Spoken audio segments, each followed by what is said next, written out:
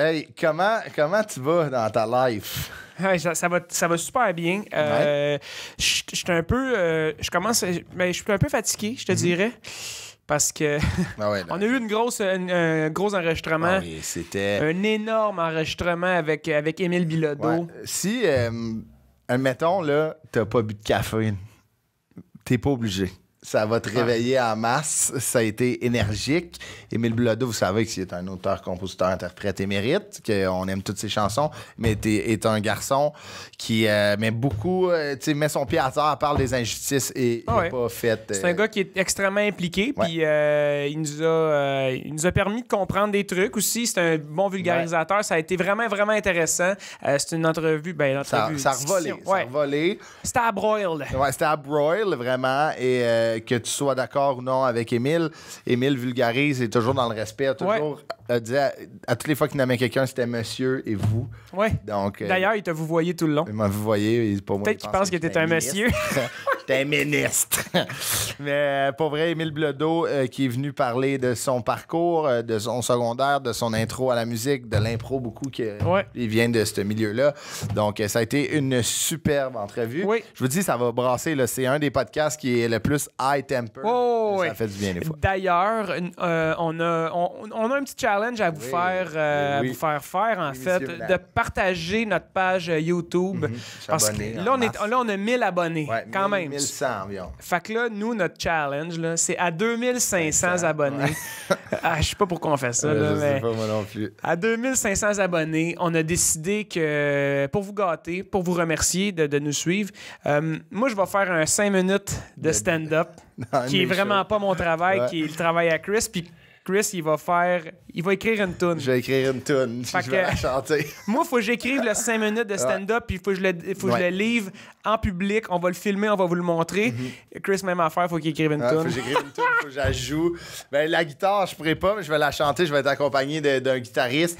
Mais je vais écrire une toune. Puis il faut pas que ça soit une toune drôle. Non, c'est une toune sérieuse. Une toune. Honnêtement, je sais pas pourquoi on se fait ça. Là, on vous a pas oublié, hein, à 1000, on avait une surprise. Et la surprise est dans le four. Ça va sortir très bientôt. Donc, ça va sortir. Et à 2500... T'as pris ton rendez-vous pour ton tatou, là. Là, c'est rendu... Moi, je suis rendu tatoué, de mauvaise décision. Donc, c'est ça. Donc, likez ça en masse. Invitez vos amis à liker. Puis, je voulais parler aussi du bouche à oreille. C'est une belle façon de faire connaître des podcasts. Si tu as aimé un épisode et vous parlez dans une soirée ou avec la famille, hey, moi, j'ai écouté, parlez-en, apporte-moi ton CV. Taguez-nous dans vos stories. Envoyez-les à vos amis. On va vous lire. On va vous partager. Parlez-en. Bouche à oreille. Merci d'être là. C'est vraiment apprécié. Merci. Bonne écoute avec le bouillant Émile Bilodeau.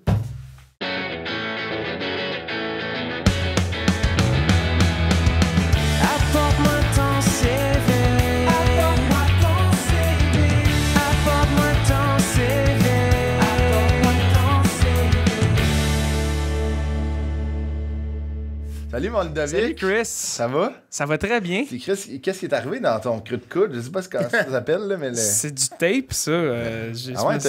T'as pas eu une coloscopie? Ouais, OK, tu veux parler de ça? Écoute, des fois, il faut regarder, voir si tout va bien. Oui, c'est important. Tout va bien, mais ta part dans ta c'est santé. stressant quand même. Je me suis fait... Juste dire le nom, c'est stressant. Shooter, là. Ça, c'est le fun. Non, mais j'espère. Là, tout est beau. Tout est sous on va pouvoir contrôle. te garder pour une autre saison. Ouais, mais tu sais, j'ai des antécédents quand même, moi, par là. Mais allez. Mais moi aussi, je suis pas parole à la Société canadienne du cancer pour le cancer colorectal. Puis mon père et mon grand-père sont décédés de ça. Fait que moi, j'ai des suivis qui sont plus têtes. Même si je suis jeune, on fait attention. Allez vous faire checker. C'est important, la santé. Mais on la néglige parce qu'on manque de temps. Là, mais non, c'est très important. Et notre invité manque de temps aussi parce que ça va bien. Puis t'as une belle carrière, M. Émile Bilodeau. Comment ça va? Salut, ça va bien. Merci de me recevoir. Émile, on est vraiment content que je te l'ai dit. Moi, c'est pareil. Je te l'ai dit hors caméra, mais moi, il y a beaucoup de gens qui, des fois, pensent que je suis toi. Puis, donc, moi, j'avais, souvent, en première partie de fil, souvent dans les salles, des fois, je sens les comme, oh my God, c'est Émile Bilodeau. Là, ils entendent mon nom, je vois la déception. Fait que je disais tout le temps, j'étais un peu, tu sais, dites-vous que je suis la version Wish d'Émile Bilodeau. Mais ce serait bon, en plus, en humour, t'as fait de l'impro. Ouais, ben c'est ça, check-toi le cul, j'arrive. T'as-tu déjà fait? Ben, j'ai déjà fait un projet qui s'appelait On se met le monde à dos. On était comme une dizaine d'ados, puis on était suivis par un auteur qui avait écrit pour plusieurs humoristes qui s'appelle Pierre Sévigny. Puis grâce à ça, j'avais un peu sorti du lot, puis j'avais fait la première partie de Philippe Bond. Parce qu'au début, dans le deal, c'était comme, bon, ben, tu vas faire la première partie de Philippe Bond. Mais lui, il avait amené sa première partie aussi. C'était Derek Frenette dans le temps. Oui, exactement. C'est ça. Fait que c'était vraiment... Mais j'ai compris que la chanson, c'était peut-être plus mon bac. Parce que je pense que ma seule bonne joke, c'est une joke de piste cyclable de Longueuil. Puis c'était genre à la 7e minute. Tu sais, fallait que t'habites à côté de Pierre Boucher pour comprendre. À la 7e minute, tu sais... J'ai eu mon premier rire. Il aurait fallu c'était un beau moment. C'est une première partie du 8. C'est bon. Tu sais, des fois, c'est un métier... Tu sais, moi, je fais des premières parties en ce moment, puis des fois, c'est difficile, mais tu sais... Mais j'imagine une première partie où il faut réchauffer. Là. La première minute d'un micro-ondes. Émile, t'es né le 28 juin 1985 à 4 jours de la fête nationale. Ben moi, je suis entre la Saint-Jean puis la fête du Canada. Fait que faites vos conclusions, mais moi, là, je sépare les deux. Bref. Puis t'es né à Longueuil, grandi à Longueuil. Oui. Un gars de la Rive-Sud. Là, t'habites à Montréal? Ouais, ça fait bientôt 3 ans. Puis je suis vraiment content parce que devant chez nous, il y a une patinoire. Puis, c'est ça qui est le fun avec les patinoires en hiver, c'est qu'il y a une communauté de joueurs et de joueuses de hockey. Puis moi, ma communauté, c'est beaucoup des enfants. Fait que premièrement, c'est bon pour mes skills. Ils te laissent carrer. C'est ça. Puis deuxièmement, ben moi, tu sais, je suis un grand frère. J'ai des petits cousins, des petites cousines. Puis j'ai toujours aimé ça, tu sais... l'idée, être un peu le meneur de ce que ça va être quoi les équipes. C'est des beaux moments familiales aussi. Puis, t'es-tu enfant unique? Non, moi, j'ai un frère qui a 4 ans moins que moi. Puis on s'est toujours très bien entendu. Puis j'essaie justement là, de faire foi de ça quand je vais jouer avec les jeunes. C'est toi qui fais bâton. Oui, exactement. T'as tout résumé. C'est toi qui Est-ce que tu te mets ta-dessus quand tu au-dessus des yeux pour être sûr de pas faire des équipes? Ah non, crains pas que moi, là, je suis face découverte. Puis genre, des fois, je chigne des palettes de... C'est malade. Ils sont niaiseux, les flots, parce que, tu sais, c'est tellement la pire place. Tu vas le changer, ton texte. Exact, mais regarde, il faut que Jeannette se fasse. Moi, j'ai déjà demandé un autographe à Stéphane Quintal sur mon, je pense, mon poignet ou mon bras avant une pratique de hockey. Puis mon père était comme, petite cave. La pratique, je l'ai plus, j'ai braillé. Il va finir par comprendre. C'est ça, mais le pire, on l'a recroisé. Puis il a genre dit... Je t'ai signé le bras. J'ai fait comme... ça, c'est malade. Quand les personnalités se rappellent de notre nom. C'est malade, ça. C'est comme, hey, Jérémy, 3 ans, tu travailles en agriculture. What? 3 ans, tu travailles Mais ça part vite, hein, dans le bas du fleuve, ils ont besoin de main-d'œuvre. C'est comme dans le temps avec les usines, quand la machine était brisée. Ah, mais Jérémy, 3 ans, faufile-toi et puis va régler ça. Mais c'est vrai, tu sais, c'était tout petit. On se fait vice grip. C'est ça. Il était temps que Michel Chartrand vienne me chialer puis les grèves. Ça mange la purée, mais c'est couché dans la machine. Ah non, c'est ça. Plein d'huile. On le salue, hein, Jérémy, 3 ans. Ouais, c'est ça. Là, maintenant qu'il est PDG d'une compagnie. T'étais là à l'école primaire Sainte-Claire. T'étais quel genre d'élève un peu? Ben, j'étais bon à l'école, tu sais, mais j'étais tannant. Parce que c'est sûr que moi, mon côté créatif, j'avais pas tout le temps les plateformes pour le montrer. Puis j'avais envie de le montrer. Mais à un moment donné, justement, au service de garde. Je sais pas si ça va. Ben oui. Moi, ça me fâchait quand les gens qui étaient pas au service de garde disaient que c'était une garderie. OK. Je suis comme, mais non, man. Tu sais, j'ai 8 ans, là, je suis plus dans une garderie. En tout cas, ça a été ma première réflexion politique. Ouais, c'est ça. Puis, ben là, j'ai fait de l'impro pour la première fois grâce au service de garde. Puis, ce service de garde-là était particulier. C'était mené par des femmes très cultivées. Suzanne, Manon. C'était des femmes très importantes pour moi parce que avant de rentrer à l'école, à la première période, ils me faisaient écouter du Gilles Vigneault. Puis là, c'était juste comme wow. Puis moi, j'étais fier de leur dire que je connaissais ça.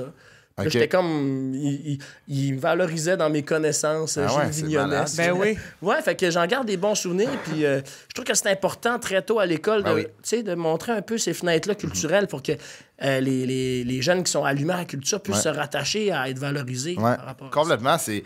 Surtout, tu sais, admettons, si on prend... Moi, on vient de la Rive-Nord, mais de plus en plus, tu sais, les écoles, tu sais, regorgent de cultures différentes aussi. Puis, tu sais, admettons, autant de s'intéresser à la culture québécoise que des autres cultures fait comme une ouverture d'esprit assez rapide. Puis, puis je parlais avec mon ami Jules récemment, puis il avait fait écouter...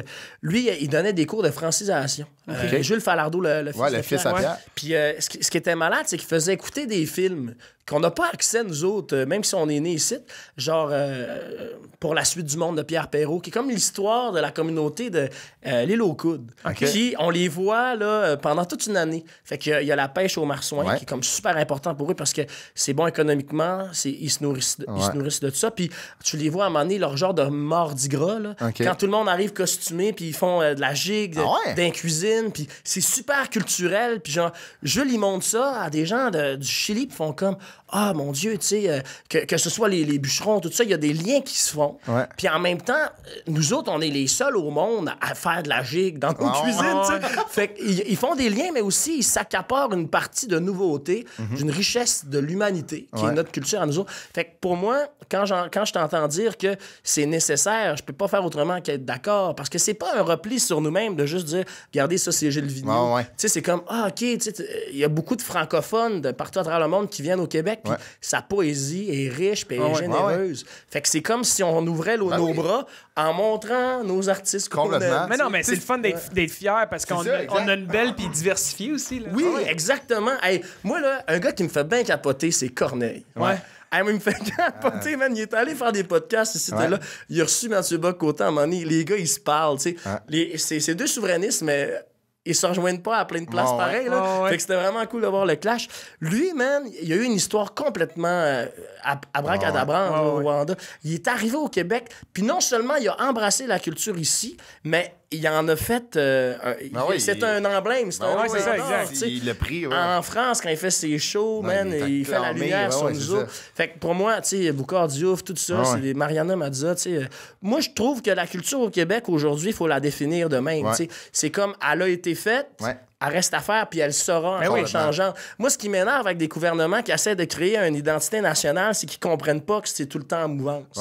Fait qu'ils essaient de justement se faire comme porte-étendard de on représente l'identité québécoise, mais ils saisissent pas que c'est pas quelque chose que tu peux mettre dans un corps. Non, c'est ça. Fait que c'est dur, on parle jamais de la même patente avec complètement, puis ça évolue, puis d'où l'importance. Tu sais, tu parles de Corneille, j'ai écouté le documentaire, on l'a reçu au podcast de Nicolas Ouellette, D'où viens-tu? Lui, tu sais, comme qui a été adopté d'une qui a été porte-parole de Philippe Braque en passant. Là. Qui a été porte-parole de Philippe Braque? Il a été gérant, excuse. De Philippe Braque?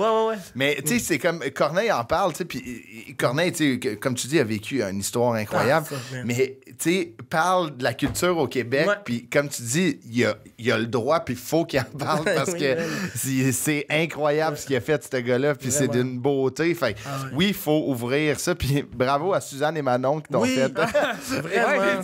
C'était des femmes extraordinaires. Puis, tu sais, on parle beaucoup des conditions des profs. Puis des employés en éducation. Je sais pas le terme exact. Mais c'est tellement important. Tu sais, des fois, on voit des pompiers, ils vont se dire « Ah, une chance qu'on a nos pompiers. Tu sais, puis respect aux pompiers, mais tu sais, ces femmes-là, ils forment des hommes, des citoyens. Tu sais, nos premiers... Les premiers c'est quasiment qui élèvent du monde. Les valeurs de ces gens-là vont être... les valeurs des jeunes vont être teintées par les valeurs des gens... T'es plus souvent à l'école que j'ai vu. Je suis héritier... de Manon puis Suzanne. Exact. Non, mais c'est vrai, t'as raison. C'est malade, là, ça. Puis, tu sais, ils en ont éteint des feux, les profs, que ça aurait pu devenir des feux plus tard, là. Tu sais, le lien avec le pompier, j'aime ça. J'ai le goût de t'arroser pour continuer, mais on me garder un petit jeu. C'est un café, puis il est vraiment chaud. Il est en feu. Tu sais, de ramener des élèves, des fois, qui pouvaient, tu sais, wiper, là, c'est toute une job. Mais c'est ça, là, on va revenir à ton parcours académique. Moi. Ton parcours académique, tu sais, au secondaire, la piqûre pour composer aussi de la musique, des tunes. Hey les gars, je viens d'apprendre une affaire, hostie. Mon prof de guide secondaire 4-5 qui s'appelait...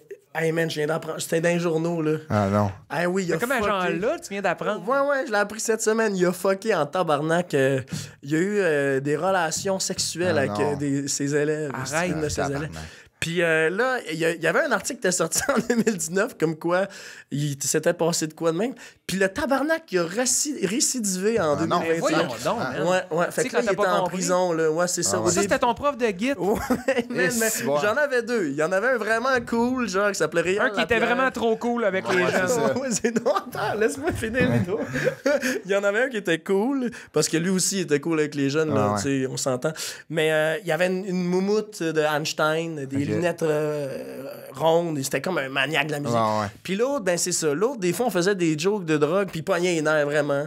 Puis j'avais eu ouï dire qu'il avait dit à une fille de ma cohorte qu'il la trouvait belle. Mais j'étais comme, tu sais, j'étais jeune, j'étais comme... C'est on a 4, c'est quand même... Vraiment. Fait que là, j'ai appris récemment que ce style-là, man, puis fait que c'est ça. Je suis l'héritier de Manon Suzanne et d'un esti... Enlève... Tu l'as enlevé de ton CV, là. Ouais, vraiment. Mais faites attention, hein, esti, il y a des malades mentales. Tu sais, haut la main, Manon et Suzanne, Legacy, Chris, là... Ah, mais c'est ça, c'est un bris de confiance. Puis tu viens à douter aussi, tu sais, de tous les moments que tu as passés avec. On avait un band de profs.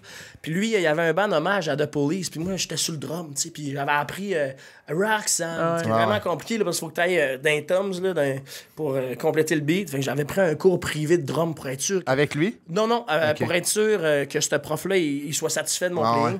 Puis là, on l'a fait, la tourne, ça a bien été. On avait eu un moment de complicité. Puis là, aujourd'hui, je suis comme... je m'en serais bien passé. J'aurais joué du Paul McCartney avec l'autre chevelu. C'est ça. Lui qui pognait les nerfs quand on disait coke. Ben oui, c'est ça, là, ça. J'aurais dû, mais j'étais trop jeune. Ben oui, mais t'es vulnérable au temps. Là. Tu veux juste te concentrer dans ce que tu fais. Puis... Tu vas avoir une bonne note. Mais aussi, t'es jeune et naïf dans le sens que ces gens-là, souvent, ils profitent du monde. Moi, quand j'ai su qu'il avait dit que... Je dirais pas son prénom, là, mais de toute façon, on s'en calisse. Il y en a plein des Charlottes au Québec. Quand il avait dit Charlotte était belle, mon réflexe, c'était de dire comme, c'est vrai que Charlotte est belle. C'est comme, what the fuck, man, 16 ans. Tu sais, il y a comme ce. Tu sais, comme. Le tabarnak. C'est ça, c'est qu'il utilise votre naïveté, puis comme, clairement, c'est une figure. Tu sais, tu vas prendre des cours de drum pour y faire plaisir. Fait que, tu sais, comme, clairement, toi, tu le vois comme c'est un ton de mal. Ben vraiment, mais c'est ça. Fait que faites attention, mais en même temps, s'il y a des jeunes qui étudient en musique, là, commencez pas à shaker quand votre prof de guitare arrive, là, il est sûrement correct. Mais là, toi, tes cours de musique, ça a été une piqûre. T'as capoté là-dessus. Moi, j'avais le droit, genre, la plupart des journées, parce que vous vous rappelez au secondaire. C'est jour 1, jour 2. Fait que là, la plupart, je pense qu'il y en avait 2 journées où tu pouvais pas aller en récupération. Fait que moi, c'était des 45 minutes dans mon cubicule à essayer de gratter une toune que j'avais faite ou que je voulais apprendre. Puis après ça, il me restait 15 minutes de mon idée pour manger vite. C'est plate parce que, tu sais, à la cafétéria, il y a toujours le concept, les écoles publiques, qu'il y a du stock, mais pas en abondance. Fait que là, tu faisais à la cafétéria, tu stockais, Fait que je fais mon 45 minutes de jazz, je reviens puis j'espère en esti qu'il reste des biscuits au chocolat. Puis des fois, c'est des biscuits un peu, tu sais, coupés de tout petit. Tu sais, la bâche de Pittsburgh, là, qui... je le mange-tu cru ou je vais le mettre dedans? C'est ça, c'est... Je me retrouvais avec les bouts de Pittsburgh qui restaient, mais je regrette rien. Une poignée de copeaux de bois, là, c'est sec, c'est ça. C'était des beaux souvenirs, man. On était à la même école. Qu'est-ce que tu faisais? Tu faisais-tu des t'avais-tu commencé à faire des shows, à avoir un band, tu sais? Exactement, on avait un band. Moi, j'étais drummer à l'époque, plus. Puis je me rappellerai toujours mon premier show. C'était dans le local de musique. Je me rappelle, je pompais le nez à Charles Fortin, mon prof de guitare. Non, c'est pas vrai, excusez, c'est vraiment... C'était toi, Charlotte. Bon matin, tout le monde. Mais moi, je faisais mon show, puis je me rappelle, mes amis, ils pensaient que ça allait être des tunes super drôles, tu sais. Mais j'avais fait des tunes comme Dehors, qui est une chanson qui est sur mon premier album, qui est vraiment mollo. Puis tous mes amis étaient comme, ouais, t'es-tu correct, là? Ben voilà, voici une autre partie de moi, tu sais. Ben, l'équilibre, à un moment donné. Ouais, c'est ça. T'es à broil le 100% du temps. Des fois, il faut que... prendre une toune dans le set pour calmer le jeu. Ouais, c'est ça. Surtout, admettons, si la musique est... Je fais pas de musique dans la vie, mais ça a l'air vraiment important que peut-être dans les tunes plus down, c'est là que les vrais messages vont sortir. Ça va être un peu une thérapie pour toi. Ouais, vraiment. Mais Dehors, c'est quelque chose que tu as écrit au secondaire. Ouais, c'est ça. Ouais, puis c'était vraiment un clin d'œil à Dehors Novembre. Un album important pour moi, qui l'a encore. Puis j'avais envie de parler de Dédé. Dès que j'ai mis les pieds sur scène, c'est clair que je suis là parce que ce gars-là est religieux. Fait que pour moi, c'est comme cette première tour-là est symbolique parce que c'est comme mon idole, ma première compo. Puis c'est pour ça qu'elle était important. Sur l'album, elle est 4e. Quatrième, c'est quand même un sweet spot. Là. Ouais, c'est une place de singles. C'est ça, vraiment. Ah, je savais pas ça. Ouais, ben, tu sais, rarement tu mets en meilleure tune avant-dernière. Ouais, c'est ça. Avant-dernière, c'est souvent une balade dans ma tête. Là. OK, je savais pas. Moi, j'aurais pensé que... il y a des pacings, là. Parce que moi, ben, tu sais, un pacing en humour, tu finis sur le plus fort. Ah ouais? Ah, c'est intéressant. On pourrait faire un lien avec le baseball. Les 4 premiers, ton premier, c'est un runner. Il s'en va sur le deuxième. Puis il peut voler. Ton quatrième, c'est ton goal home run. Ouais, c'est ton Barry Bonds. C'est celui-là qui shoot. T'espères qu'il fasse un grand chelem. C'est ça. C'est fascinant, les gars. On parle de tout puis de rien. Puis je propose qu'on arrête de parler de mon ancien prof de guitare. Je le dis au doigt. Non, mais on en parle pas. C'est toi qui n'arrête pas de la ramener. Mais là, c'est ça. Là, après cette... là, t'as musique qui est rentrée, t'as de l'impro qui est comme là, t'es full Parasco. Puis t'étais là... Le porte-parole du Riasque avant même d'être au cégep. C'est ça, c'était dans ton ADN. Et t'étais là au cégep Édouard Montpetit, après en sciences humaines. T'as trippé sur juste 2-3 cours. Là, mais la sociologie, la politique, l'anthropologie... Tu sais, moi, j'ai réalisé que la plupart de mes idoles, c'est des anthropologues. Pierre Falardeau, il a fait ses classes avec ça en premier. Il a fait des terrains partout dans le monde, beaucoup dans la communauté autochtone du nord du Canada. Puis c'est triste parce que pendant sa vie, on lui reprochait d'être raciste parce que il faut savoir que à un certain moment donné, quand on parlait de souveraineté, il y avait moins de nuances. Québec aux Québécois. Puis là, les mondes commençaient à lever le flag. Ouais, mais ça, c'est-tu du nationaliste à la Le Pen?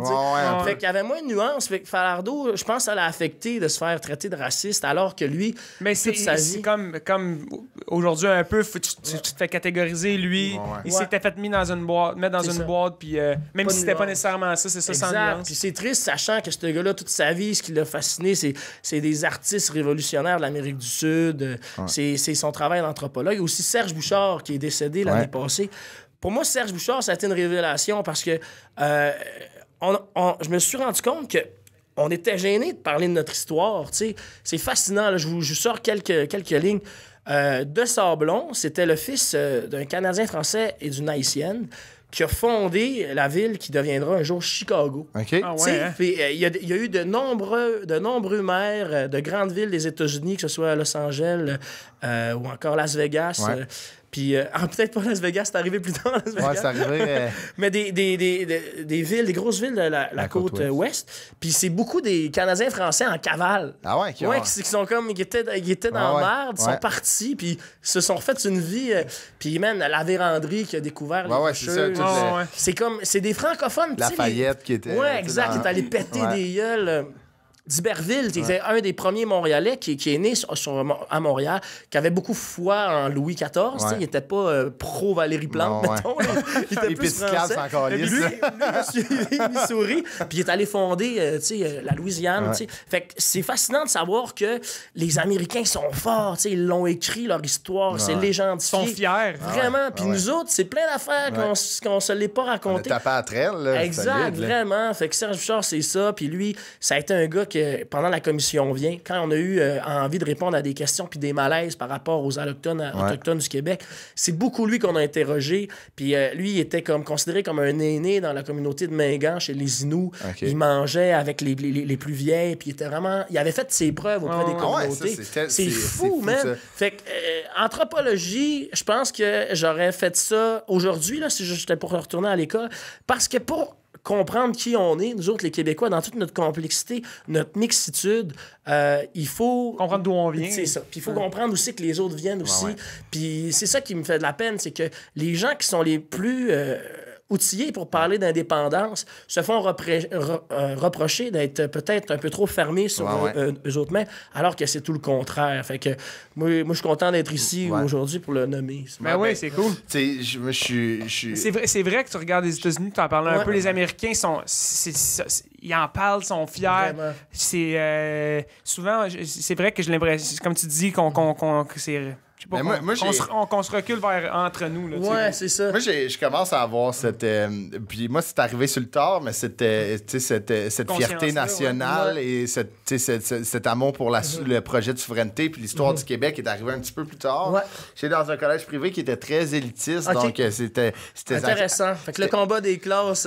On a beaucoup, tu sais, ça relatait beaucoup, on était fiers de l'histoire du Québec, mais ça parlait plus... On orientait plus les élèves vers... Puis j'ai rien contre cette école. Là, l'enseignement était cool, mais moi, ça fitait moins, tu sais. Moi, l'art, Moi, je voulais faire de l'art, mais je me suis toujours fait dire que c'était un hobby. Fait que, tu sais, c'était comme... C'est fou, ça, par exemple. Là, l'importance d'aller dans les écoles puis expliquer que ça se peut. Ouais, c'est ça. Donc, le footprint de faire ça... Imagine, Stéphane Fallu, il rentre, même, puis tu passes toute une journée avec. Tabarnak. Ben ouais, c'est ça. C'est cool de voir ça, mais, tu sais, tu le fais bien, puis des personnes comme Serge Bouchard qui ont été capables de s'impliquer dans des communautés, tu sais, qui ont passé un asti de mauvais quart d'heure à cause de cette montée-là. C'est d'où l'importance et la pertinence à ses propos. Mais est-ce que souvent on le comprend pas? C'est un bon vulgarisateur. Il l'explique bien. C'est tellement important. C'est qu'on le comprend pas. Je vais vous donner un exemple de sa carrière qui m'a fasciné. Okay? À un moment donné, il y avait une crise du saumon. Dans le coin de la baie des Chaleurs.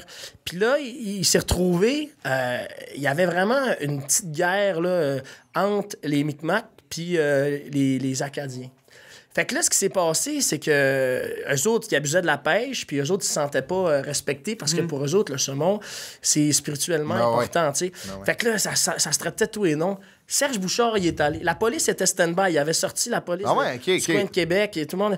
Serge est allé, il a fait, je vais vous parler du grand dérangement, de la fois que les Micmacs sont allés cacher des Acadiens dans des églises pour pas que les Anglais les déportent. T'sais, je vais vous parler du fait que vous êtes des frères, que vous avez vécu ensemble, qu'il y a une ville dans ce coin-là qui s'appelle Burn Church parce que les Anglais avaient retrouvé les Acadiens dans les églises. Puis ils les avaient brûlés. Fait que là, man, ils ont tout fait. OK, on va se parler. On joue dans la même équipe. Là. C'est ça, vraiment. Puis après ça, c'est grâce à ça que la SQ a donné un contrat, puis que la Gendarmerie royale, après, il a donné un contrat. Lui, il allait parler des réalités. C'est un négociateur un peu historique. Il allait voir les policiers. Un médiateur. Il faisait un cours de magistrat de 2 journées de 9 heures. Puis il parlait aux policiers des réalités, comment intervenir. Il a fait ça pendant 10 ans. Mais ça revient à le vulgariser puis pour que le monde le comprenne comme faut. Tu sais. Ben moi, j'ai pour mon dire, pour faire comprendre des affaires à des polices, il faut être un bon Excusez, merci de nous protéger. Les revenons. Le cégep, ces cours-là t'ont marqué, mais ta vie étudiante était une grosse partie de ton cégep. J'imagine que tu faisais de l'impro au cégep. C'est grâce à l'impro si j'ai pu découvrir un aspect de ma sexualité. Hein. Moi, ta vie étudiante, c'était comme t'étais all-in. Vraiment, moi, je regardais ma vie étudiante arriver puis je shakeais. J'ai embrassé tellement de gars à cause de l'impro, avant d'embrasser une seule fille. Tu sais, des impros où t'es là, tu sais, tu fais un personnage, puis là, il y en a un qui embarque, qui te French, il vient se remettre en boule. C'est comme un punch, puis là, t'es là, puis là... Ah, j'ai pas haï ça. Mais le nombre de gars que j'ai Frenché en impro, avant qu'enfin, tu sais, une fille de Saint-Jean-sur-Richelieu vienne me voir, m'offre un verre, puis que ça se parte, là. Fait que la sexualité en impro, pour moi, ça fait là. C'est complètement. C'est pas à sous-estimer, l'impro. Non, c'est une école de vie, là, tu sais, avec les chandails de hockey puis les jogging. Ça a pas l'air d'être un décorum de vie, mais ça l'est plus qu'on pense. Surtout pendant la pandémie, hein, les jogging, un chandail d'impro. On était tous un peu en impro, on savait pas ce qu'on allait faire de nos vies. Moi, j'ai improvisé du casse-tête en tabarnak. Mais j'aurais aimé ça plus l'improviser que de le faire pour le vrai. Mais t'as aussi fait de la radio.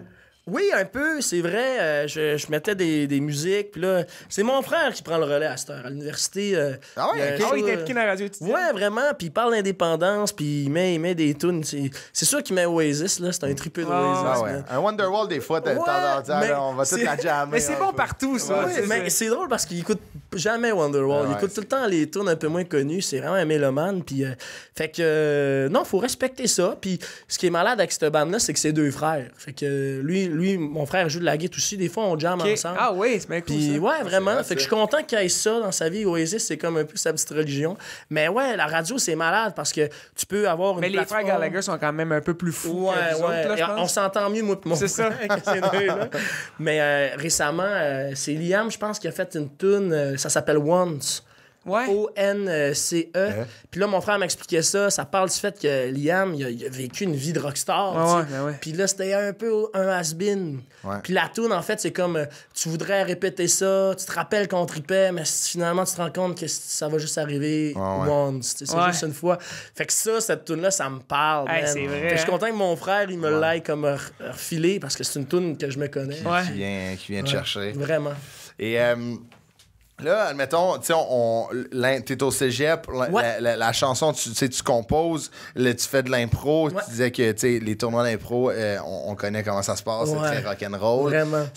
Non, mais moi, je veux comprendre ça. Moi, j'ai jamais j'ai fait de l'impro en art dramatique en secondaire 3, mettons, mais j'ai pas fait de tournoi dans les cégeps. Comment ça se passe, au début de l'année, là, on parle même pas de session, mais Ludo, tu te fais mettre dans une équipe d'impro. Ouais. Puis là, quand il dévoile les équipes, tu pars avec ton équipe, tu vas te mettre chaud la soirée même avec. Ouais. Puis si tous ces gens-là, ça devient tes frères. Team building. Ça devient tes frères, tes sœurs. Puis là, après ça, le mois d'après, t'es dans Maisonneuve. T'es un tournoi à Maisonneuve. Fait que c'est de cégep en cégep. Tu dors là vendredi, samedi, puis dimanche, t'es scrap, puis t'essaies de gagner la finale, tu sais. Puis là, il y a une belle... où, assis dans le cours de sciences? Dans le cours de sciences, des petits lits à terre, T'es des matelas. sérieux? Ouais, puis au collège Sainte-Thérèse, là, man, il y a une cloche. Il y a une calice de cloche. Je sais pas si c'est ce que je parle. Fait que les gars ben chauds, man, ils... Ting! Puis là, t'as des filles qui sortent, des gars, fermez vos estivants! Puis là, elle gagne pas joueur sympathique. C'est le gars de la cloche qui gagne joueur sympathique. c'est ça. Fait que après ça, 2 semaines après, tu fais un tournoi, mettons à Saint-Jérôme, tu dors là. Puis c'est tout le temps les équipes un contre l'autre. Ouais, exact. Mais au final, les équipes, ça tripe. Les meilleurs impros, selon moi, c'est les mix. Tu sais, quand enfin 2 estis de génie, là, tu sais, une joueuse exceptionnelle, puis un joueur exceptionnel, plus constructeur, puis une plus puncher, se vouer pour une impro de 4 minutes. Puis là, tu fais, Chris, ça, c'est une fille de Québec, puis lui, c'est un gars de Schlager Maisonneuve. Puis pour moi, c'est ça. Moi, ça a été ça, la culture de ma jeunesse, de mon adolescence. C'est voir plein de créateurs qui savaient pas vraiment quel genre d'artiste qu'ils étaient. Je suis-tu plus un dessinateur, un cinéaste, un comédien? Mais tout le monde, dans sa fibre artistique, pendant le temps d'un match d'impro, pouvait se compléter puis pouvait se retrouver. Ça me touchait vraiment, ça. Puis après ça, on se mettait chaud raide, puis on faisait plein de niaiseries. Puis dommage pour le Vieux-Montréal, eux autres, ils peuvent plus faire de tournoi parce que quand ils l'avaient reçu, ça brassait, il y avait de la marde dans les ascenseurs, là, je vous dis pas. Ça barrait Ontario quasiment, là, c'était V, mais c'est ça un peu, là. C'est vraiment des powerhouse. Admettons, le Vieux, c'était un powerhouse d'impro, Montmorency, c'était, tu sais, Montmorency, puis corrige-moi si je me trompe, tu sais, eux, ils ont comme la mime. Le mime, ouais. Tu sais, c'est genre Claude Legault, Michel Courtemanche qui ont parti ça. Là, c'est vrai, ben oui. T'as leur chandail dans les couloirs, il y a comme un petit coin des Pierre-Luc Funk. Les chandails retirés. Ouais, exactement, c'est ça, les chandails retirés. Phil a joué à la mime. Ah ouais, ok, wow. Puis, quand Claude Legault va mourir, on va se retrouver avec son numéro en jogging. Avec une lumière sur le chandail. En jogging. J'ai pas hâte, mais en même temps, j'ai hâte. Son numéro, ça va être... C'est quoi son numéro? On peut mettre 10, mettons, en l'honneur de... En l'honneur de Guy. 19-2. 19-2. Chartier. Excellent. Mais c'est ça, c'était... Puis là, l'impro... Moi, là, à tous les semaines, avec ma parenté, là, ben, ma famille proche, ma mère, mon père, on se mettait devant la TV, là, on mettait des coussins à terre, puis on écoutait Béroff. C'est-tu lui qui a trahi? Puis mes petits anges bleus, tu sais, avec le chum à France Baudouin. Le chum à France Baudouin qui s'était retrouvé handicapé à cause d'une tuerie. Comment il s'appelle? Ah oui, Vincent Gratton. Vincent Gratton. Puis là, il dessinait des anges bleus. Puis là, tu te lances, t'es comme, mais c'est quoi ça? C'était tellement Puis, hey, man, le plan séquence, la tuerie, la saison. T'es comme... C'est pas Diane qui réalisait ça. Ouais, c'est ça. Puis à la fin, on se rend compte que c'est ça, Sylvain Marcel qui avait une maladie de pédophilie. Ah, man. C'était tellement bon. Ouais, les gars, ça me donne des frissons. Ouais, je vais aller faire un tour sur le bord du quai. Pedding dedans. C'était bravo la télé québécoise. Ah oui, pour vrai. Puis je pense qu'on peut les... Je pense les gens qui n'ont pas vu ça, allumés, tabarnak. Oui, vraiment. Je pense qu'ils sont en rattrapage sur tout.tv. Puis c'était fou parce qu'ils ont fait un travail de recherche, Claude puis Réal. Ils ont accompagné des gens de la SPVM. Ouais, mais mon père, c'était mon père. Arrête donc! Mon père était directeur de la formation, puis il les a aidés beaucoup dans toutes les... Je savais même pas, mettons, juste comment tenir le gun. Mon père n'a pas participé à toutes les activités, mais mon père était directeur de la formation, puis ils ont passé dans la formation, puis c'est des employés de mon père. T'imagines, c'est pas réaliste, là, le gars, il tient son trigger avec le fuck you. C'est le même qu'on fait au mime de Montmorency. Mais non, mais tu sais, juste comme il y a une façon, tu sais, il y a 3 étapes pour sortir le gun, tu sais, la conduite, tu sais, je sais que, je veux pas parler à Pierre, tu vas l'écouter ce podcast-là, il écoute tout aussi, mais dans les commentaires, corrige, mais je pense que Claude Legault voulait conduire. OK, ouais, c'est important pour lui. Il y a des cours de conduite d'urgence, puis je sais que les grosses poursuites d'urgence, pas lui qui faisait, c'était soit un policier ou un cascadeur. C'est ça. Mais il allait conduire dans la vraie vie avec ils ont fait des... tu sais, parce qu'il y a des façons de conduire quand t'es policier. Admettons, quand tu parles les cerises, puis tu veux tourner, il y a une façon de tourner et tu tournes pas sur une scène. Fait que les gars, ils ont fait ça, puis au souvenir de ce que mon père me disait, il était vraiment bon. C'est genre, on parle de Claude Legault, Réal Bossé, tu sais, qui était comme... C'était, tu sais, ils les auraient pris, là, ils auraient fait, hey, on se calisse 19-2, vous avez un poste devant. Ça doit être nice, de faire son tour du quartier avec Claude Legault. Fait que c'est ça, ouais, ça a été, c'était vraiment bon. Ah, ça doit être cool pour ton père aussi. Lui, ça change de la routine un peu, là. Puis, je me souviens que ça a quand même été vraiment bien reçu pour la police, cette série-là, parce qu'elle amenait de quoi de comme... De positif, de lumière. Tu sais, de dark aussi, mais aussi, c'est pas juste du monde... T'sais, c'est du monde qui ont des sentiments. Non, mais c'était juste. Difficile. C'était dans le sens que les sentiments, les scénarios, c'était juste avec la vraie vie. Oui, c'est ça. Ils sont inspirés dans même la police de Repentigny. Qu'est-ce qu'ils ont? Moi, j'ai jamais fait affaire avec eux. Hey, man, il y a un problème de profilage racial là-bas. Ça se peut sûrement. Il y en a encore partout. Ben, c'est ça. Tu sais, à un moment donné, il faut pas gêner aussi de le nommer. Non, c'est... Tabarnak, tu sais, la pauvre mère qui appelle pour avoir de l'aide, tu sais. Parce que son fils, il est violent, il fait une crise, puis next thing you know, il shot. Ben oui. Ça m'a beaucoup affecté parce que on en a, tu sais, dans nos familles, des gens qui ont des dépressions. On n'est pas à l'abri de ça. Mais des maladies mentales. Mais vu qu'on est blanc, on sait qu'on se fera jamais tirer. On va le dire, là, tu sais. Fait que moi, si jamais ton père a la chance de parler à un gars de Repentigny, juste dire que ça, on va s'en rappeler, là, qu'ils ont des preuves à faire encore, puis c'est important que le Québec en entier se rappelle de cette injustice-là, parce que c'est une affaire qui a été beaucoup médiatisée, mais qui cache beaucoup d'injustices au sein de la communauté black à Repentigny. Puis tout ce qui est arrivé avec George Floyd aussi, on m'a beaucoup reproché de vouloir en faire un exemple, puis de parler du profilage racial policier à Montréal. Parce que j'ai une chanson qui s'appelle « Je me souviens ». Clairement, on souligne notre devise. Puis je commence en disant « George Floyd, c'est arrivé. On s'entend-tu que nous autres, on est privilégiés, on est moins à risque de se faire ça, tu sais. » Puis là, beaucoup de gens ont fait « Ouais, mais ce qui se passe aux États-Unis, c'est aux États-Unis. » Mais les amis, il y en a eu de l'esclavage au Québec. Puis il y a des choses qui peuvent le prouver. Il y a une dame qui s'appelle Marie-Joseph qui, elle, s'est faite immoler. Parce qu'ils ont mis sur le dos le grand incendie de Montréal. On a dit que c'était de sa faute. T'sais. Fait que, ils l'ont mis sur une calèche, puis ont fait faire le tour de la ville, enchaîné, crisser des affaires. Puis après, ils l'ont immolé. T'sais. Je veux dire, on est un peuple ouvert, je vais toujours le dire ça. Mais faut pas oublier aussi ces aspects-là. Eux autres, là, sous la colonisation française, tu partais une fois, t'essayais de t'en aller en tant qu'esclave, de déserter. Coup de fouet. Deuxième fois, c'était une fleur de lys qu'on te battait au fer chaud sur le dos. Pshhh. Fait que tu sais, des fois, on est là, notre fleur de lys, moi je l'aime, notre fleur de lys, mais si on prend pas le temps de nommer ça, tu sais, on pourra jamais vraiment... C'est un symbole de Puis moi, j'ai fait une tourne avec des jeunes qui s'appellent Bout du Monde, des ados, puis Man, eux autres, ils l'ont vécu, le profilage. Puis de la manière dont ils m'en parlent, quand ils l'ont chanté dans la tune qu'on a faite, ça vient de chercher parce que t'apprends à les connaître, tu travailles avec eux autres, tu te rends compte qu'ils sont sweet, man, que genre, ils sont à l'école, ils jouent au foot, ils font de la musique, ils travaillent, ils font tout. Mais malgré tout, il y a toujours un regard de comme... Ça se fait qu'ils chill à côté des Bixi. Mais tu sais, c'est pour ça, sachant que ton père travaille dans... Il est à retraite, puis moi, tu sais, comme là, je veux pas parler pour lui, mais connaissant mon père, tu sais, mon père, c'est quelque chose que je sais qu'il voulait combattre ça. C'est ça. Puis c'est entre les mains de la relève. Là aussi, là, dans un... On a le droit d'avoir de demander des comptes. C'est pour ça que on parle de ça. Fait que pour moi, juste de le nommer, Repentigny, nommer cette réalité-là, j'ai appris à faire ça. De flaguer des choses si vous les voyez. Je pense que ça peut être genre vraiment la meilleure façon de comme que tu sois au sein d'une communauté, d'une entreprise ou d'un service social.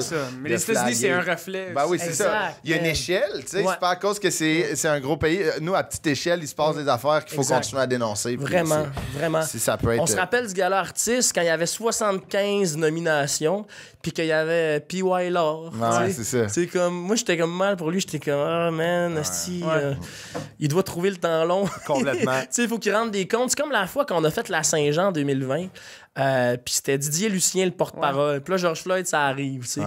Puis là, c'était comme un flop de boîte de communication. C'est comme Didier Lucien, il avait fait une story. Didier Lucien ne parlera pas des événements de George Floyd. Puis là, c'est comme... Ben Chris, s'il va en parler, laissez-y parler. Puis là, dans le fond, leur erreur, c'était que Didier nous a fait part qu'il voulait pas se faire porte-parole de la communauté noire. Il voulait triper à Saint-Jean. C'est ça. Puis tu sais, lui, peut-être qu'il veut pas... Tu sais, il y a plein de layers à ça, mais tu sais, il est pas obligé. C'est de la pression, même. Parce que tu veux être cherish par l'industrie, majoritairement blanche, tu sais. Tu veux continuer de triper. Lui, il a trippé en tabarnak. Hey, moi, là, je sais pas pour vous autres, mais une galaxie près de chez vous...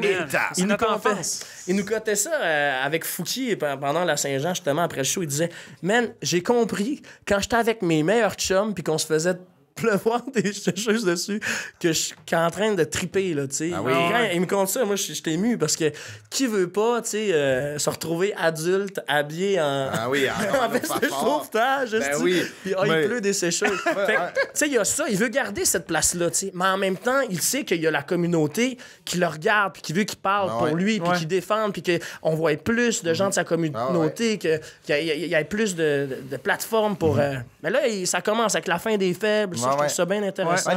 Nicolas, quand il est venu, il en parlait, tu sais, comme que lui aussi, on dirait qu'il se sentait obligé de prendre position, mais il avait de la misère à le faire. Vraiment. Mais tu sais, mais tu parles dans une galaxie près de chez vous, tu sais, ça a été...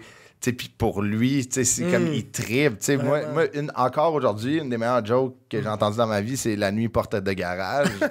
Tabarnak, c'est simple, mais c'est si efficace. Très efficace. Les jokes visuels, genre, là, il touche à Réal Bossé. Non, il touche à Claude Legault, je pense. Là, après ça, il touche à Cherge 2. Puis là, après ça, Bob, il arrive avec genre un poulet. C'est juste un tripage cutané de sensations. Mais genre exagéré. Là. J'ai tourné. C'est vrai ou c'est pas dans les plans nouveau? Genre, ça va être difficile, hein? Ça va être tough. D'après moi, la vraie fin du monde va arriver. C'est ça. Mais là, c'est ça, il en parlait parce qu'on est comme dans l'année, on n'est pas loin de l'année qu'il parlait, c'était en 2020 quelque chose. Ouais, il va y avoir un gros événement en 2034. Puis là, il y a un événement Facebook, puis moi, c'est sûr, je vais y aller. Chaud ou pas, moi, je m'en vais faire une manif parce que. Tu sais, les amis, puis là, je vais pas vous rendre les anxieux, mais ça va mal en temps. Ça va mal. 2 jours après que le GIEC soit sorti, notre ami Steven Guilbeault, le gars qui s'est cadenassé contre la tour du CN, là, il y a comme 15 ans. Une quinzaine d'années. Il a acheté un projet pétrolier dans l'est du pays, dans les maritimes, qui s'appelle Baie du Nord, des milliards de dollars pour aller chercher des milliards de barils de pétrole. Complètement incohérent. Puis eux autres, ils disent que si jamais il y a un problème majeur, ils peuvent rien faire. Projet garantit pas, ils peuvent rien faire. Fait que s'il y a un déversement de pétrole, c'est ça qui est ça, tu sais. Puis c'est fascinant parce que ce gars-là, il est allé avec Patrick de Legacy puis Rosalie Bonenfant à l'émission 2 hommes en or. Puis, man, il est là, puis il défend son projet. Puis il pose des bonnes questions. Tu sais, Rosalie, Patrick, ils sont comme, êtes-vous capable de regarder vos enfants puis de dire que vous avez investi dans leur avenir aujourd'hui? Tu sais, parce que le GIEC disait, faut arrêter de financer des projets pétroliers partout à travers le monde. Tu sais. Next thing you know, Canada le fait, puis il dit oui. Moi, ça m'a fait mal parce que j'étais comme, man, il a dit. Tu sais, moi, si dans 15 ans, je chante le Haut-Canada, tu sais, à la fête du Canada, là, remettez-moi ce podcast-là d'en face. Je veux dire, à un moment donné, il faut être cohérent. Tu sais, tu crées, tu cofondes l'association Équiterre. C'est plein d'employés qui travaillent jour et nuit pour trouver des solutions, pour faire du financement écologique, trouver des solutions, rassembler le monde. Next thing you know, tu te retrouves ministre de l'écologie du Canada, puis tu fais ça, je veux dire, ça doit être dur pour lui. Puis j'avais croisé Pablo Rodriguez à l'aéroport pour me rendre en France à un moment donné, puis moi, mon premier réflexe, c'était de dire, Pablo, Steven, il est-tu correct? Puis il avait de l'air à dire, ouais, c'est difficile. C'est sûr, man. Il y a des enfants, puis en ce moment, il est dans une position névralgique. Exact, où il faut qu'il gère son parti, puis il sait qu'il peut le changer par l'intérieur, puis qu'en même temps, des fois, il faut qu'il attende son tour, puis il faut qu'il aille avec des...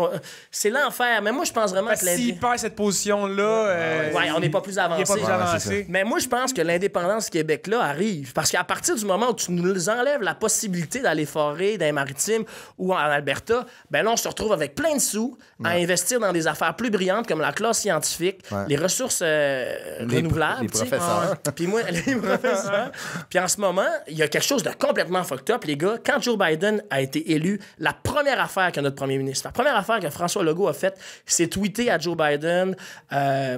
We will love to be the green battery of the North America. T'sais, on aimerait ça être la batterie verte de l'Amérique du Nord. Fait que à cause de nos ressources. Oui, exactement. Tout ça.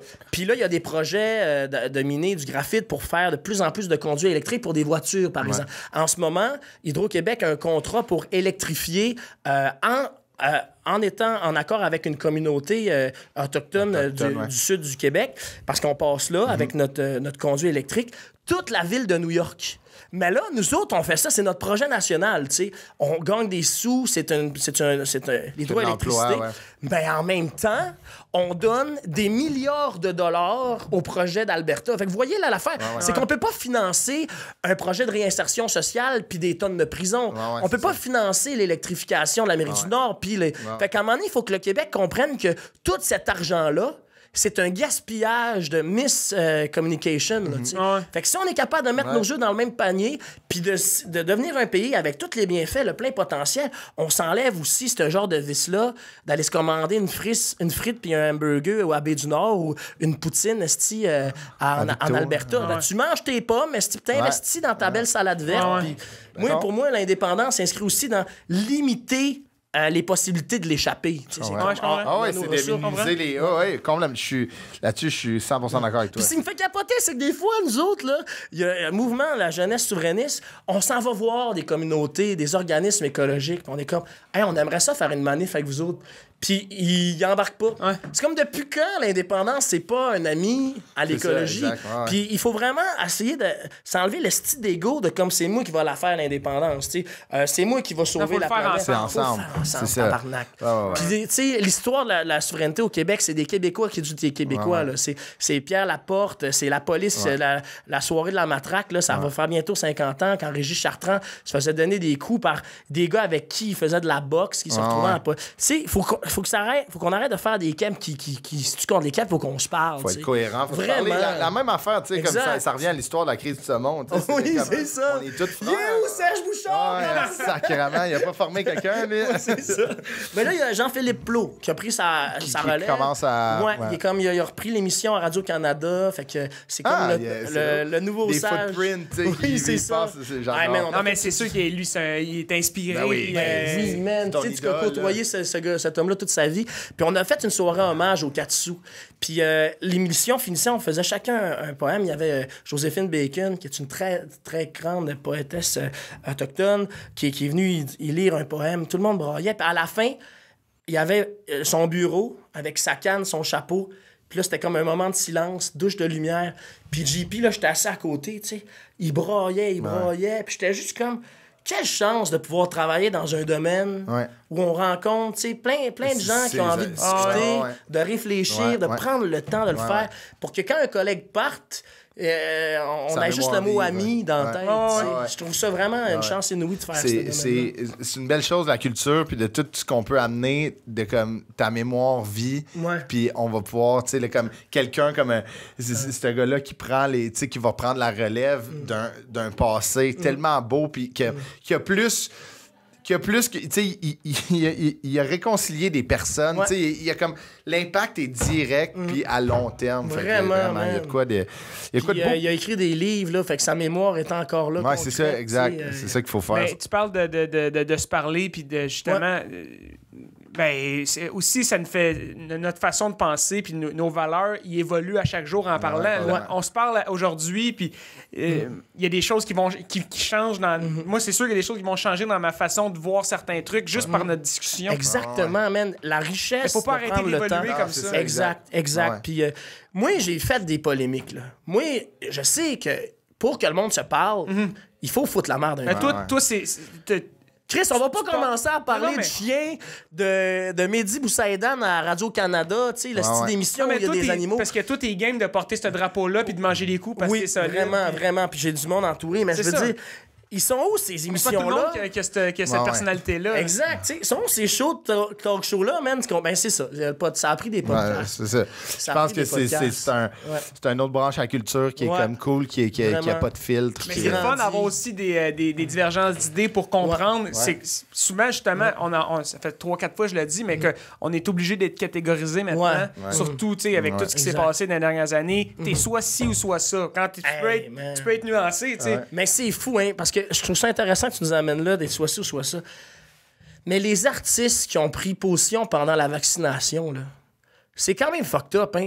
Genre, Guillaume Lamétivierge, Anne Casabonne, ils se sont vraiment isolés. Tu sais, puis peu importe nos opinions par rapport à ça, c'est fascinant de voir à quel point ils n'auront plus de job. C'est fou quand même.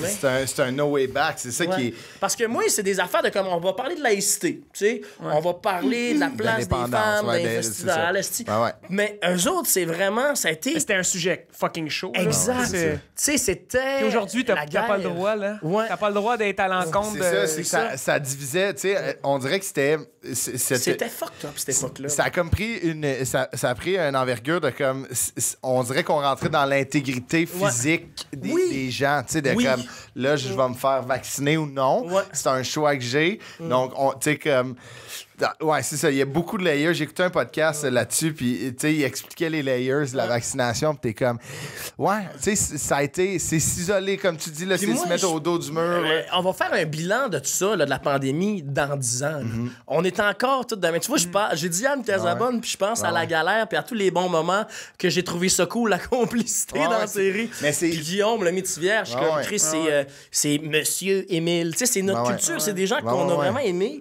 Mais moi, c'est sûr que quand il disait, tu sais, faut laisser Éric Duhem parler, on va s'écouter, tout le monde en parle, j'étais juste comme, man, tu sais, j'ai pas aussi, je suis pas bien. Mais tu sais, c'est comme, c'est ça, tu sais, ça arrive dans un, ça a pris du temps, les gens sont tannés, tu sais, puis comme, c'est même tu sais, nous, en humour, c'était comme, moi, j'ai pas fait de joke là-dessus, même au début de la pandémie, parce que j'étais comme, moi-même, tanné, c'était anxiogène aussi pour les artistes, tu sais, comme, fait que j'en ai fait, j'ai fait une joke là-dessus, puis il y a quelqu'un, tu sais, il y a quelqu'un dans la salle qui l'a pas aimé, mais c'était une joke de masque, je disais que moi, j'ai comme arrêté,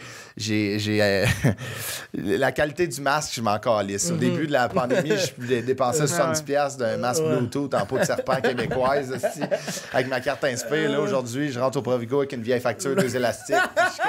C'est super bon. Ben, c'est ça, mais il y a quelqu'un qui a pas aimé ça. Il a dit, ben moi je suis tanné, ça m'empêche de respirer. J'étais comme, je comprends. Une condition médicale. Je suis comme, je m'excuse, mais... Toi, Ludo, man, dans tes shows, y avait-tu des enjeux de sanitaires, de mesures sanitaires? Pas vraiment. Les gens sont généralement respectueux. Surtout les gens qui viennent voir des spectacles. J'ai l'impression que c'est du monde qui sont souvent ouverts. C'est du monde qui consomme la culture. J'ai l'impression que quand tu consommes la culture, t'es ouvert. Normalement, je veux dire, ça va bien, là. Ouais, c'est ça. On a été chanceux. Juste pour compléter ce que vous disiez, moi, ce que je déplore, c'est plus les... d'avoir ton opinion, c'est correct, mais les partenaires, souvent, ils se poussent vite, tu sais. Ils ont la chienne rapidement. Puis ça, je trouve ça dommage pour... Oui, perdu ma commandite d'élastique. On regarde plus ses factures. Mais c'est ça. Je pense qu'on pourrait résumer là, cette histoire de vaccination à quelque chose qu'on va encore avoir le goût puis d'analyser, mais plus tard. Parce qu'on est encore dedans. Oui, c'est névralgique encore, ça fait du mal. La plaie est ouverte. C'est ça, c'est vif. La plaie est ouverte, complètement. Avant de terminer, on va faire... ça a pris une direction que j'aime fun, beaucoup. C'est vraiment intéressant. Man, je suis sûr qu'il y a du monde qui vont dire, finalement, le dos est pas juste tout le temps en esti. Non, mais ça, je vous le dois à vous autres. Non, mais ça, c'est le fun. Ouais, moi, je trouve c'est ce qu'on aime. Le CV, c'est pas juste ce que t'as fait, c'est ce que tu penses, comment t'es devenu. Non, mais c'est parce que c'est d'où tu pars, tu sais. Tout ça, là, ton implication, toi, t'es politisé, tu sais. Ça part justement de ton parcours académique. Oui, clairement. Moi, je vais le répéter, mais Manon, non, mais c'est vrai, pareil, c'est malade, tu sais. Ça a toujours un lien. Mais là, tu sais, malgré cette... tu veux faire la différence d'être un compositeur, auteur, compositeur, interprète, émérite. L'impro, la musique, c'est impliqué. Mais Émile Bilodeau, de manière, c'est qu'il fallait avoir de l'argent de poche. Fait que ça a travaillé. Mon lien était boiteux, mais il est là. J'étais avec toi. T'as travaillé, Chris, dans les élections, en plus. Ouais, c'est ça. Moi, premier job, ça, dans le fond. Ben oui, je pense que tu l'as fait. Moi, je l'ai fait... Directeur des élections, c'était ça. Directeur de campagne. Non, mais t'es à boire, tu prends le nom des gens, j'imagine. On invite les gens à aller mettre leur croix en arrière. Avec le petit crayon en bois que là, on a gardé cette année. Nous autres, ils nous le donnent, nous autres, on le plie, puis c'est la personne qui le met dans le bois. C'est une grosse formation. Oui, puis c'est long, puis j'avais appris à ce moment, ça m'était rentré dedans, c'est comme, OK, c'est ça le marché du travail, ça sera pas tout le temps le fun, tu sais, puis il faut être là, il faut être patient, il faut être résilient, puis c'était quand même un job bien payé. T'as quel âge à cette heure? C'est les élections, première fois que Trudeau est rentré. Fait que c'est 2000... Ça fait 10 ans, quasiment. Ouais, 10 ans. Ouais, fait que j'avais 15-16. OK. Puis, tabarnak. Ça va vite. Fait que toi, tu peux pas voter. Excusez. Pardon? Tu peux pas voter, toi, dans le fond. Hey, ça fait 10 ans avec Justin Trudeau. Oui, ça fait un crise de bout. Hey, man, on est là, puis on y croit. On y croit, le Canadien-Français qui gère le Canada. Mais à un moment donné, ça sera plus un keb. Puis là, on va pouvoir se rejaser. On est bien représenté. Ça a fait d'érable, tabarnak. On fait 80% du sirop d'érable. C'est notre crime national. C'est Calixa, la vallée. Hey, les francophones, on est... Hey, man, c'est l'enfer, le Canada. Tout le sucre, le Québec est important. C'est ça, quoi. Excusez, là, j'ai comme choqué vos questions. Les oreilles de Chris, la tarte aux œufs.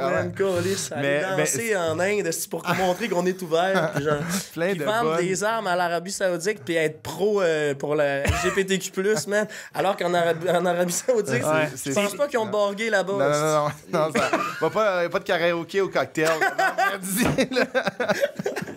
En tout cas, désolé, man. Alors, pas trop. Ça me rentre dedans. Mais c'est ça, là, t'as pas aimé ça, clairement. Ah non, ben moi, en fait, ce que j'aime pas de la politique, c'est justement le côté... le côté où tu fais... en fait, c'est un sacrifice. Il faut que tu prennes ton temps, ton énergie pour faire la calice de ligne, pour aller voter pour quelqu'un qui sera sûrement pas élu parce que toi, t'es le seul communiste de ton quartier de Mont-Royal, Outremont. Mais tu veux quand même aller voter pour cette personne-là parce que c'est tes conditions. C'est ça. Exact. Moi, c'est un droit qu'il faut exercer. En France, ça aurait pu être vraiment intéressant. On s'est retrouvé avec Le Pen puis Macron au deuxième tour, mais Mélenchon, qui est comme l'extrême gauche, qui est un ancien porte-parole du Parti communiste, s'est retrouvé à 2% de passer au deuxième tour en place de Marine Le Pen. Puis dans le fond, l'histoire, c'est que le Parti communiste, l'ancienne place où que Mélenchon tripait, est parti en campagne aussi. Le PC a fait 2%. Fait qu'ils ont grugé la place. Fait que là, on aurait pu avoir un autre débat, là, tu sais. À place d'être Le Pen-Macron, tu sais, Macron aurait pu partir de l'extrême droite, puis c'est ça qu'il a fait. Il est parti de l'extrême droite, puis il a ramassé le centre droit. Mais c'est parce que les gens votaient contre Le Pen. C'est ça. Mais Mélenchon, ça aurait été Hey, la gratuité scolaire. Hey, la légalisation du pot. Là, Macron aurait fait ça serait campé à droite. Puis là, on l'aurait vu que. Une balance un peu, ouais, exact. Mais là, c'est parce que Le Pen était complètement c'est ça, exact. Fait que pour moi, cette politique-là, c'est le fun, l'analyser, c'est cool, mais des fois, on réalise qu'il y a un statu quo. Les gens sont confortables. Tu sais, en Amérique du Nord, on a notre confort. Tu sais, les Boliviens, là, quand ils voulaient faire la révolution, puis Che Guevara est arrivé, c'était parce que, tu sais, quand on parle de nationalisme, c'est parce qu'on parle de le prix du pain. Tu sais, on a faim, tabarnak, c'est ça. Nous autres, quand on parle d'indépendance, c'est comme les compétences fédérales, puis genre la bureaucratie. On n'aura pas une bonne équipe. La liberté, tabarnak, ça vous tente pas d'avoir votre drapeau dans le dictionnaire. On n'aura pas quand vous présentez à l'international, vous dites québécois, puis tout le monde comprend l'histoire. Pas besoin de dire, ouais, je suis canadien, mais je suis francophone, puis genre nous autres, la laïcité, puis genre nous autres. Tu sais, à un moment donné, là, moi, je rêve d'un jour où on va aller n'importe où dans le monde, puis on va pouvoir faire comme les Haïtiens de Montréal, c'est-à-dire, je suis un Québécois d'origine haïtienne. Puis nous autres, on va pouvoir dire, ben là, en ce moment, je vis à Paris, mais je suis Québécois. T'sais. OK, tout de suite, paf. T'sais. Moi, toute ma vie, j'ai dit qui j'étais, j'étais fier de qui j'étais, que ce soit dans mon impro, ma musique, à l'école. Mais cette partie-là, on dirait que le monde ne veut pas embarquer avec moi. Mais un jour, ça va changer parce qu'il y a un parti vraiment le fun. Ah, vas-y. C'est ton parti, c'est ton parti. Ouais, on y va, là. Il y a un parti vraiment le fun qui est, par exemple, tu sais, vont traduire leur programme électoral dans 11 langues autochtones. Wow. Ça, c'est malade. Ouais. Il y a un parti en ce moment qui, eux autres, font des poursuites envers les pétrolières sur le territoire du Québec. C'est quand même malade. Ça le montre où c'est qu'on veut s'en aller. Puis cette partie-là... Tu vois que ça grogne à quelque part. Pareil. Exactement. Ça parle beaucoup à cette jeunesse-là qui démographiquement, va l'emporter dans quelques décennies. Fait que, moi, je me dis, des fois, on est décourageant. On regarde un peu la CAQ ramasser Shirley. Moi, j'étais un gars de Longueuil. Puis quand j'ai vu que le PQ s'était fait battre par Shirley de Rismond, une fille qui avait vraiment été critique là, en termes de racisme systémique, en termes de santé envers la CAQ, là, finalement... Ah non, la CAQ, c'est pas si pire. Finalement, tu sais, c'est que... puis là, ils ont battu le PQ, finalement, avec leur candidat vedette Pierre Nantel. Là, c'est juste... Ils sont 76 députés, tu sais. Tu vois, la côte à monter est dure. Mais moi, c'est ça que je dis aux jeunes, c'est oubliez pas qu'à un moment donné, nos craintes, les dossiers qu'on a envie qu'il y ait un réel changement, il y a un parti, il y a un moteur, tu sais. Plus besoin d'être pessimiste, là. Il y a vraiment des gens qui répondent, qui travaillent jour et nuit, qui se lèvent à l'Assemblée nationale puis qui disent à François Legault, écoutez, là, les jeunes, ils veulent parler d'écologie, puis vous autres, vous faites fi de ça avec votre crise de troisième lien. Avec 10 milliards de dollars, là, au lieu de faire un pont-tunnel, là, on peut créer un réseau de transport en commun super performant. Puis on peut s'inspirer de toutes les grandes villes en termes de tramway là, en Europe où qui marchent. Tu sais, je pense que c'est une ville en France, je sais pas si c'est Lyon, non, c'est pas Lyon, je suis allé, puis il y avait pas ça, mais il y a une ville en France où ils sont en train de remettre d'autres sous parce que ça marche tellement fort, le transport, le tramway, qu'ils veulent étendre ça plus loin. Fait que moi, quand je vois 10 milliards pour des chars. Des chars. C'est ça. Fuck, on se tire dans le pied. Fait que les jeunes, c'est dur. Ça va être dur le 3 octobre. On va pas se compter de compte de filles. Là. La CAQ va rentrer. On va avoir un autre 4 ans avec un premier ministre qui dit à son collègue de longue date, Pierre Arcan, coudonc, il était pas mort, lui. C'est arrivé aujourd'hui, man. Genre, un libéral de Outremont, Mont-Royal. Moi, je suis pas libéral, loin de là. Mais je suis capable de reconnaître que le gars, il fait ça depuis des décennies. Puis il défend... Ouais, c'est ça. Il défend des idées. Puis là, quand M. Legault, du haut de ses 76 députés, il trouve qu'il gosse parce que ses questions sont trop tannantes, il dit, coudonc, il était pas mort, lui. Le même gars qui reproche à Gabriel Nadeau-Dubois de peut-être pas s'adresser en chambre de la meilleure des manières. Mais M. Legault, montrez l'exemple, tabarnak. On parle de politique. C'est facile là, de se sentir affecté parce que c'est les idées. Puis là, vous en avez un petit segment aujourd'hui, là, mais c'est important de rester poli. Là. Si vous voulez que l'histoire du Québec soit peu une histoire de Québécois qui chicane, c'est ça. Il faut que le premier ministre montre l'exemple. Puis moi, j'ai vraiment hâte que notre premier ministre soit plus cet homme-là parce que ici, on a un jeune homme qui s'implique politiquement, qui toute sa vie a défendu la langue. Puis quand est venu le temps de parler, de s'associer avec des artistes pour défendre... Mais moi, c'est sûr que c'est un parti plus de gauche. Mais ça va avoir... le 3 octobre, il est déjà là, tu sais. Le 3 octobre, je vous invite à voter pour le parti le plus de gauche. Fait que dans le fond, le premier ministre, il se fait parler... Ben là, vous avez engagé Émile pour la vaccination, pour que les jeunes viennent se vacciner. Puis vous voulez pas l'encourager pour votre projet, pour renouveler la loi 101? Il dit... on va prendre quelqu'un qui est pour la loi 21, tu sais. Puis moi, je m'en calisse. Je voulais pas me faire engager par le gouvernement pour faire... Moi, la promotion de la langue, je la fais à tous les jours. À tous les soirs, je fais un show. Que je sois en France en train de parler de la poutine ou que je sois à Drummondville en train de faire un show avec Ariane Moffat ou à Québec, je le fais, là, tu sais. Mais moi, je trouve que c'est vraiment de la mauvaise politique de dire ce gars-là, je le dissocie de son amour envers la langue, envers le Québec, parce qu'il n'est pas dans ma ligne de parti. Moi, je pense qu'un jour, le Québec devra se libérer de la CAQ, parce que malheureusement, c'est un parti qui ne tient pas compte de sa jeunesse. C'est un parti qui n'est pas respectueux, qui a beaucoup d'arrogance. Puis je me gêne pas de le dire parce que je suis pas la seule victime là-dedans. Il y a des mères qui n'ont pas accès au marché du travail parce qu'ils sont pas capables de trouver des places en garderie. Puis le ministre, il va faire les beaux yeux à Julie Snyder puis parler de sa blonde, là, la ministre Guilbeault. Là. Puis on parle même plus du monde. On parle du showbiz politique caquiste qu'il faut tout ensemble qu'on s'engueule. Quand il y a des familles qui... Excusez, là, mais le 3 octobre, allez voter. Puis allez voter pour le Parti de gauche parce que s'il y a des gens qui connaissent du succès sur le marché du travail, c'est parce qu'on a payé leur école, leur santé. Ils ont un filet social, ils sont capables de prendre des risques. Fait que c'est pour ça que moi, je suis à gauche dans la vie. Parce que je sais que à un moment donné, quand tu gagnes bien ta vie, c'est à ton tour de redonner. Puis si tu le fais pas par tes propres moyens, ben on va légiférer là-dessus pour que tu payes nos écoles puis que tu payes nos hôpitaux. Tu sais. Écoute, c'est... désolé, les gars. Non, mais non, mais c'est... Non, Manon Suzanne! T'as pas à t'excuser, Émile, parce que c'est pour vrai de tenir finalement, position... Finalement, Bilodeau est encore en tabarnak. Non, mais de tenir position de même, puis admettons, tu sais, comme...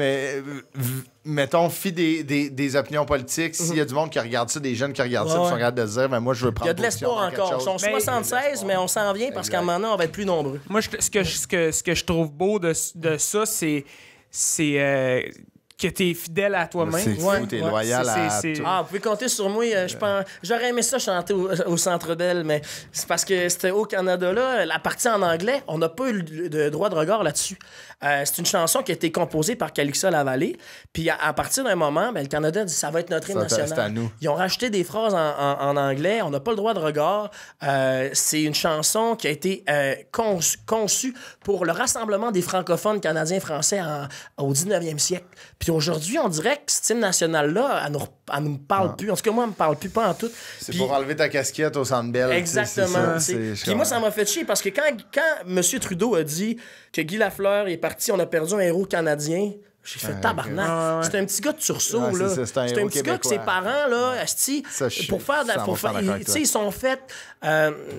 se sont fait... Tu sais, travailler à l'Imperial Tobacco. Tu sais, moi, j'ai plein de gens de ma famille qui l'ont fait. Tu sais, les parents de Guy Lafleur, c'était clairement des Canadiens français. C'était pas des Canadiens, là. Ils étaient pas du bon côté de la porte. Fait que quand Justin Trudeau, il ose dire que c'est un héros canadien, là, ben, il fait fi de tout l'héritage de Guy Lafleur, puis de toutes les étapes, tu sais. Se mettre dans la mer pour payer des patins à son fils à cette époque-là, c'est une réalité. Là. Fait que l'héros canadien, là, c'est ça aussi le prix de se dire qu'on ne parlera pas en notre nom, qu'on ne sera pas reconnu comme on est. Ils nous enlèvent nos héros, ils nous enlèvent notre feuille d'érable, ils nous enlèvent notre hymne national. Quand Maud Charon, qui lève 136 kilos là, à Beijing, là, puis là, après, à Bras, elle gagne la médaille d'or, ben, elle va chercher une médaille au nom de la reine. Puis toute sa famille est là avec des drapeaux canadiens. Mais c'est des coachs québécoises qui sont derrière. Puis moi, c'est ça, c'est que toute la lumière qu'on nous enlève, ça me fait chier. Team Québec, tu sais, des fois, là, on a besoin d'un autre attaquant pour compléter le 4e trio canadien, puis ils vont choisir un gars de Winnipeg au lieu de donner une plateforme internationale à Hendrix Lapierre. Ouais, c'est ça. Puis je suis comme, Chris, on va vous péter... Vous mettez Sam Poulain, Hendrix Lapierre, puis tout en première ligne, puis on est capable de le contrôler, le petit connard Bédard. Mais fait juste... tu sais, on a juste à regarder au sommet du championnat des compteurs, puis c'est un Québécois, c'est Jonathan Huberdeau. Il m'a envoyé une vidéo en DM, c'était sa toune, il était à sa piscine de gros poissons. Hey man, c'est une crise de pion. Là, man, il avait mis ça va, ma toune. Puis j'étais juste comme... Ah my God! C'est Jonathan Verdeau. Hey, mais Émile, merci énormément pour vrai. C'était vraiment un bel entretien. On a tout aimé. Puis, allez lire les livres de Serge Bouchard. Ouais, clairement. Les géotrices de mon camion. Le peuple rieur qui parle de ses amis de Mingan. Puis Falardeau aussi, man. Résistance, c'est malade. Dans le bout de Résistance, qui est une préface faite par son fils, il y a un bout qui parle de la culture du Québec. Puis il fait référence justement à ces tentes qui étaient exploitées à l'Impérial Tobago. Il dit on nous demande tout le temps de dire c'est quoi la culture du Québec. T'sais. On en a parlé un peu en début de podcast. Puis il dit ça, c'est en mouvance. T'sais, la culture du Québec, c'est le paysage, c'est le territoire, c'est la sauce à spag à ma blonde. C'est mes tantes qui sont faites exploiter. C'est mon voisin lituanien qui marche ses pieds, puis qui nous dit que genre on a juste une vie, il faut en profiter.